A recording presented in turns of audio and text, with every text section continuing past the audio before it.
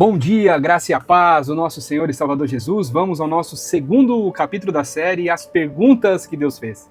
As perguntas que o Senhor assim fez aos seus filhos, aos personagens bíblicos que se envolveram em algumas das passagens bíblicas. E nós estamos aqui na sequência das primeiras perguntas, as iniciais, que o Senhor assim fez para o homem, para a humanidade, aqui na pessoa de Adão e Eva também da mesma forma. Quero compartilhar com você o texto lá de Gênesis 3, versículo de número 11, e assim está escrito: Perguntou-lhe Deus: Quem te fez saber que estavas nu? Comesse da árvore de que ordenei que não comesses? Esse versículo 11 do capítulo 3 de Gênesis, ele é feito por duas perguntas. A primeira pergunta, Deus confronta a Adão perguntando quem é que havia dito que eles estavam nus. Certamente, Deus não falava sobre somente a sua nudez física. O foco desta primeira pergunta aqui não é a nudez propriamente de Adão e de Eva. Até porque eles já andavam nus ali no Éden. Eles estavam na forma como eles haviam vindo a este mundo. O foco deste versículo deve ser quem. Esta palavrinha quem, colocada aqui nesta pergunta, fala sobre uma mudança da atenção que Adão teve.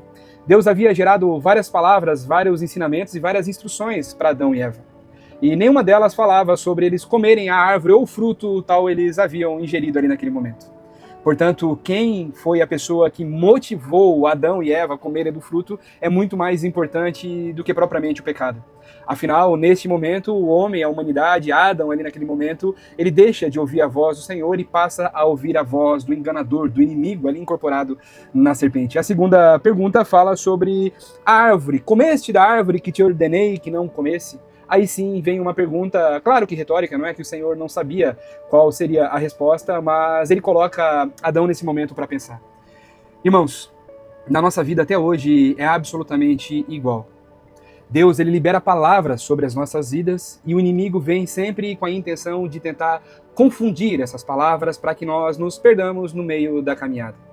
O inimigo sempre vai colocar uma nova palavra, uma nova instrução, uma nova filosofia travestida ali de algo bom para que de alguma forma venha a suprir a nossa natureza humana e carnal, e não somente as coisas pertencentes, concernentes ao espírito.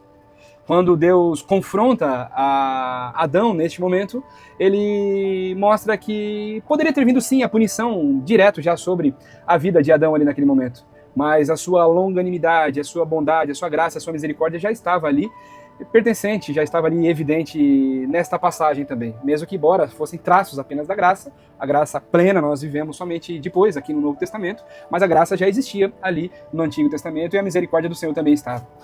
O fato de Deus não afirmar algo sobre a vida de Adão ali naquele momento mostra que o Senhor ele deseja que nós tenhamos a percepção das nossas falhas e dos nossos erros, para que nós, de forma individual, deliberada, independente e genuína, possamos assim nos arrepender. Nós precisamos entender que, pelo Senhor fazer essas perguntas a Adão ali naquele momento, ele desejava que Adão respondesse não de qualquer forma como ele vinha respondendo aqui, sempre como se fosse uma negociação com o Senhor, mas que ele reconhecesse a sua falha, o seu pecado, reconhecesse que ele havia, assim, ouvido a voz do inimigo e se arrependesse naquele momento. Irmãos, não está escrito, mas eu tenho a convicção de que essas perguntas foram motivo ou tempo suficiente para que Adão pudesse se arrepender dos seus feitos. E assim ele não fez. E assim, não somente ele, mas toda a humanidade ali pagou o preço deste pecado, desta insubmissão. E assim somos nós, irmãos. Por muitas vezes nós vamos pecar, vamos falhar, vamos ouvir quem não deve, vamos fazer aquilo que não deve.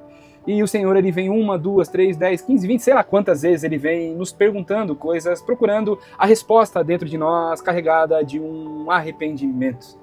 E essa é a verdade, é isso que Deus espera. Deus, ele se alegra de um coração contrito e arrependido. Quando nós, assim, decidimos nos arrepender, nós acessamos novamente o local em que nós deveríamos estar, ou melhor, que nós jamais deveríamos ter saído. Eu preciso lembrar você aqui que Deus, ele é tardio em irar-se. Mas isso não quer dizer que não chega um momento da vida que o cálice da sua ira, ele transborda, ou ele enche e acaba por derramar sobre nós.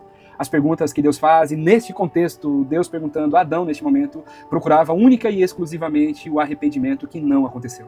Que não sejamos nós estes, irmãos, que ao sermos confrontados ou exortados pelo Senhor através de perguntas tão amorosas quanto essas, que nós não sejamos assim como Adão, tenhamos o nosso coração endurecido, orgulhoso, e a Bíblia também nos ensina que este orgulho ele sempre precederá a queda, sempre precederá a ruína, e que não sejamos nós encontrados desta forma pelo Senhor.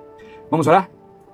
Senhor, nós queremos nesta manhã te louvar, te bendizer, glorificar e exaltar o teu santo nome, Senhor. Obrigado por essa mensagem de hoje, uma mensagem que vem direto aos nossos corações e nos mostra que o Senhor é tardio em irar-se, o Senhor é longânimo, o Senhor espera que nós nos arrependamos. E que nós sejamos assim, Senhor, que nós sejamos diferentes da forma como Adão se apresentou aqui neste momento.